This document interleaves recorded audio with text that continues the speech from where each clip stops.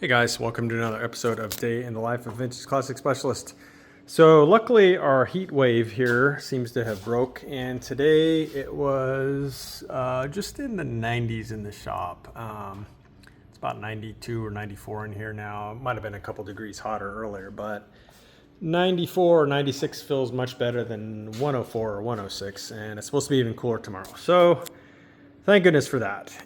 Anyhow, let's talk about what happened today. So, big thing that happened today is that the absolutely stunning 64 Turquoise Deluxe Bus came back from our friends at Octavio's, who finished most of the interior. Well, so they're not doing seats, they're not doing door panels. We've got a couple other folks doing those things.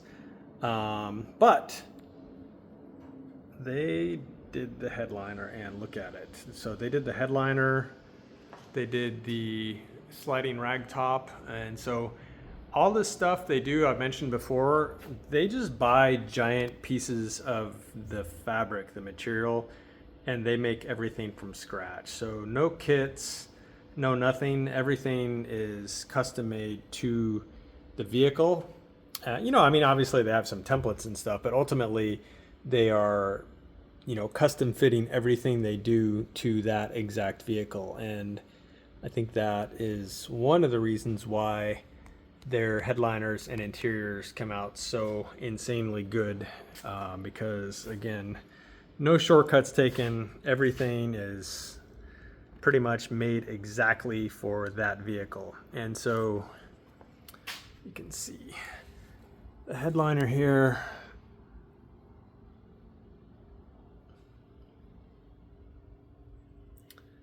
Yeah, so they did start covering the walkthrough seats in vinyl, so the rest of that will get finished up once so there's basically like a panel that goes there and there that covers that. So once they do those, then they can finish. There's also some mats that go on the bottom there between the walkthrough seats, and then on the sides, and there's some trim pieces. So all that'll go in after these two panels here, which are again being made by another interior guy that we use. And then they will make the custom carpet kit for the back after the panels that go right there on both sides go in, and so on. So yeah, basically they've done everything up until the point of what they can finish once all the panels go in. And so anyway, good to get this thing back from them today. And of course, it looks amazing. No surprise there.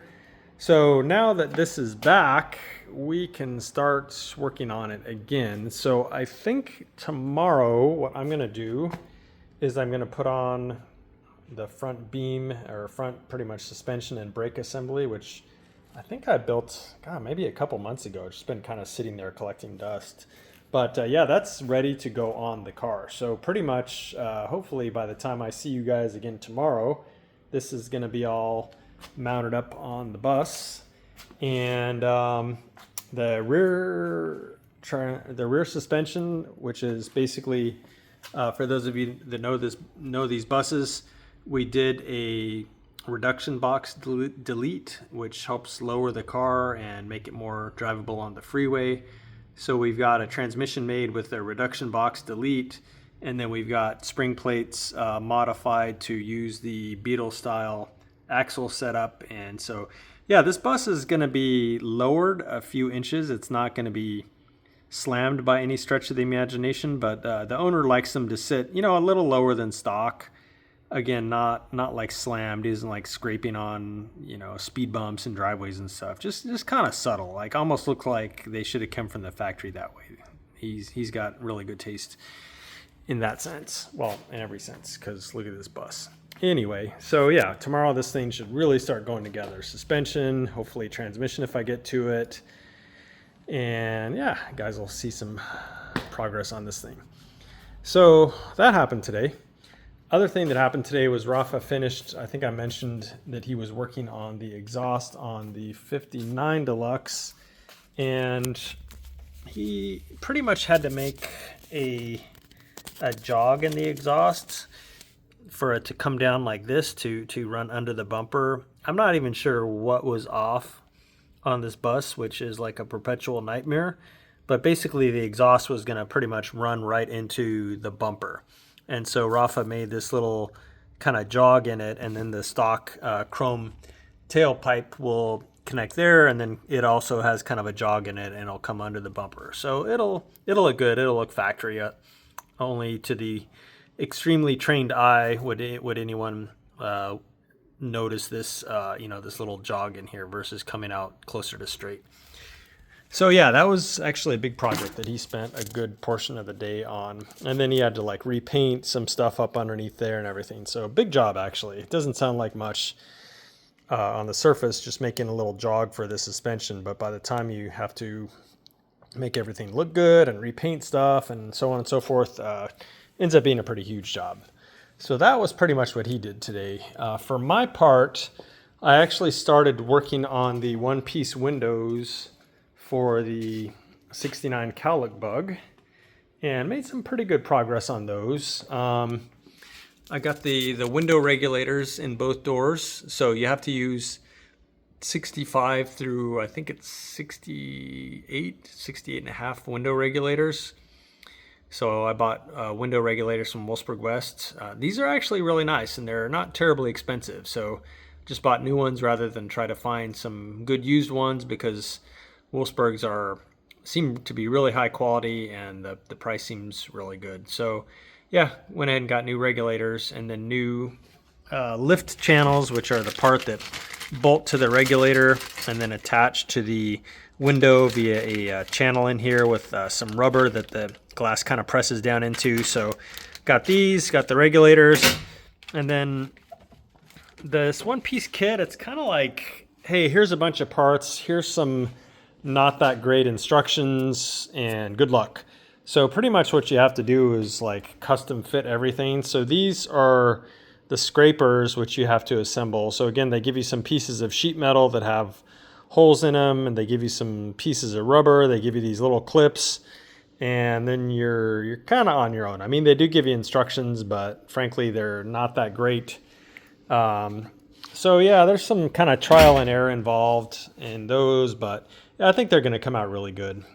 Let's see what else. So obviously I cut out there's two supports in here that are used in the vent wing mechanism. So basically what I did was I cut those out along the inner edge here, and then I folded them down so they still, I don't know if you'll be able to see them, probably hard to see. I think that's one right there. The other one I think is right here. So I cut those on the inner edge down in here. Can't really see it, but down kind of at the bottom here. And then I folded them down onto the outer edge of the door. That way, in the unlikely event that somebody wants to go back and put vent wings on this car, they could just fold those pieces of sheet metal back up and then, essentially like tack weld them onto the bottom edge of the inner door skin here. So pretty unlikely anyone would ever want to do that, but at least this way it remains kind of reversible.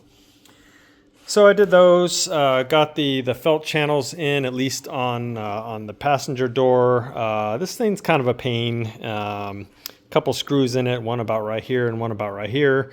And then the rest of the way it uses the stock clips all the way around here and down the channel here on this side. It reuses the stock clips. So yeah, anyway, so I think Rafa and I are probably going to work on these some tomorrow. It's kind of a two-person job to get the window lined up and stuff like that in the lift channel and stuff like that. So we'll probably both work on this together tomorrow and try and knock these two windows out and get them working. The other thing that I did is I went ahead and put in the striker plates here, and you can see this door is a little bit hard to open. Still got a little bit more adjustment to do there, but yeah, striker plates in, and it takes a little bit of elbow grease to get it open, so some more adjustment there, not a big deal. The other side actually opens much easier, and let's see. So yeah, that was it for this guy for today.